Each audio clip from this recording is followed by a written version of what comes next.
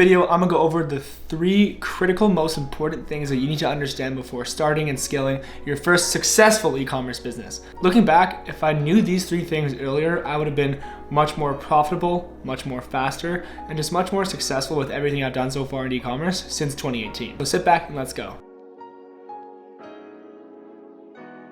Number 1, you need to understand this real difference between revenue, profit, and cash flow. The first one is pretty self-explanatory when it comes to revenue. Anytime you sell something, including shipping, tax, the actual item what you're selling it for, that is all counted as revenue. These are just your total sales. Now, most of us understand this part, but now we get confused when it comes to profit. Profit comes in after you deduct all of your expenses after revenue. So for e-commerce brands, that comes down to COGS, so our cost of goods sold, shipping labels to actually ship the product to the customer from your warehouse, marketing/advertising, and any staff that you're paying month to month to help you manage your business. These are all expenses that must be taken in at some point during the process. Once you're left with that number, you're gonna find that for most e-commerce brands that are doing a good job, you're gonna be at a 10% to around a 30-35% net margin. This is how much money you're making. So if you do 100K in sales, you're keeping 35 grand of that in profit. But there's a different part of this equation, and it's called cash flow, and this is where most people go wrong, including myself. Just because you made 35K in profit does not mean that you have 35K in the bank. You might be buying inventory, and this is where a lot of our cash as an e-commerce business goes. And so assume that you are not doing dropshipping and you have some kind of warehouse or 3PL that you're managing. You know the struggle of having to buy inventory, stay in stock, and constantly do that so you can have products available to sell.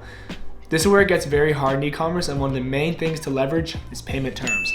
Now, after working with a supplier for 1 or 2 years, you're gonna be able to say to them, hey, we've been working together for a while and we've sent you tons of money. Let's start working on payment terms where instead of paying full price, 100% of the PO every time, let's work on some kind of down payment. So essentially the goal here is to get your suppliers to accept to give you some kind of leeway on down payments when you submit new purchase orders to them. This way, instead of paying 100% of cash every time you're buying product from them, you can probably put down 75% and of that remaining 25% after 30, 60, or even 90 days. It just takes a long time of negotiating, and the strongest way to do this, and the most likely way you'll do this, is by having a solid track record with them where you've already paid for orders time and time again. So that's the main thing for cash flow, is optimizing your inventory purchases. Number 2, when it comes to choosing a niche, go deep and not wide. I see a lot of people think that they need to sell everything and that they want to be like Amazon and kind of just offer everything to everyone and solve everyone's needs. Do not do this. It's probably one of the last things you want to do is solve everyone's needs. You want to choose a certain pocket of customers that you know you can bring a lot of value to and go very deep in there. Great example is a brand called Inkbox. They master this by doing a few things right.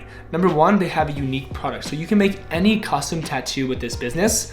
You can upload it, design it, and they'll design it for you. So since it's very personal and customized, which obviously is a great attribute to your business, that already gives them leverage. And then number 2, a lot of people wear them, but also not everyone. So they're not just like making tattoos and a bunch of random desks and papers and everything. They're just doing tattoos where they're going deep in that space and becoming the best in it. So it's still a very wide market. It's a very mass market niche, but they're going deep into that instead of trying to adventure and sell things from every kind of dog and cat and everything. It just gets very confusing. So I would much rather prefer going deep in that niche and having a repeat customer rate that's through the roof and really just being like the game changer there, like the monopoly, versus going wide where you kind of have a presence everywhere and you trickle everywhere, but no one really remembers who you are and you're kind of just like running a general store on Shopify. It's not gonna make it in 2022 or 2023. I think what you sell is like pretty much one of the most important things. And so if you can sell products that actually scratch your own itch, this is gonna give you a ton of leverage. So if you grew up playing sports and you know that deep down inside, all football players struggle with this one thing with their feet or their shins, if you go and build that product and go deep enough, and you actually understand the target market because you used to play football, you're gonna like 10 times more likely to be successful, and that's the name of the game here. You wanna stack the odds so much in your favor that you're just positioned to succeed, and if you're following these tips, that's definitely gonna help you out. So on to this last point, this comes down to controlling the controllables. So there's some things that you just need to understand as a D2C e-commerce entrepreneur. If you're selling on Shopify and you're not on Amazon, you need to understand that the one main thing you will not be Amazon on is the product variety, which is why I'm saying go deep and not wide. And number 2, shipping. You're just not gonna be Amazon on the shipping experience unless you're paying a crap ton for fulfillment. And like I'm saying, if you want high profit, you just can't do that. So you have to accept that most customers from your store are gonna pay like whatever for like 4 to like 10 day shipping. Like, you're not really gonna beat Amazon in their 1 day shipping. And so that's a controllable that you cannot control. That's fine. But what you can control is customer experience, unboxing, all your email campaigns when after someone buys from you, your messaging, your marketing, your actual landing page and how it looks, the branding, all that stuff that Amazon cannot do, you have to do. So these are the controllables over here, where you can control that landing page and how it looks. You have full access over your customers and emails, all that good stuff I just said, you have control over. You do not have control over, shipping. Like, Amazon's just gonna beat you there with variety and stuff. And no matter what happens in life, people will go there sometimes over you, and that's fine. But once someone comes into your funnel and sees it, they should be so wowed and so amazed that they stick around. And if you create great content on TikTok, Instagram, YouTube, drive customers into the funnel, treat them well, and obviously offer a great product, you're gonna win there. Like, that, it's just a given. You're gonna win there. So really consider that. Now, the fourth thing that I did not mention yet that I really need to tap more into is email marketing. No matter what the current state of your brand is, if you're brand new or very experienced, you could be making more money through email and even SMS. And one of the best apps to use this is Privy.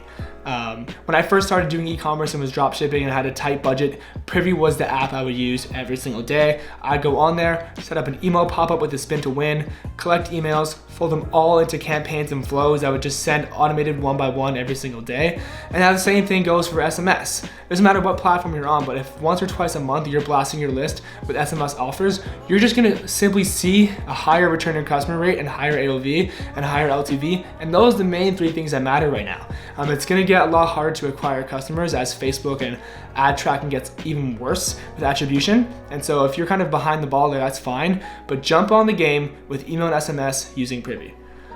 Now, this pretty much wraps up this video. If you have any questions or comments about things I may have missed, make sure to comment below and we're gonna answer them. These are the main 3 things that I wish I knew before starting. And if you're in that position now, best of luck, and I'll see you guys in the next video. Peace.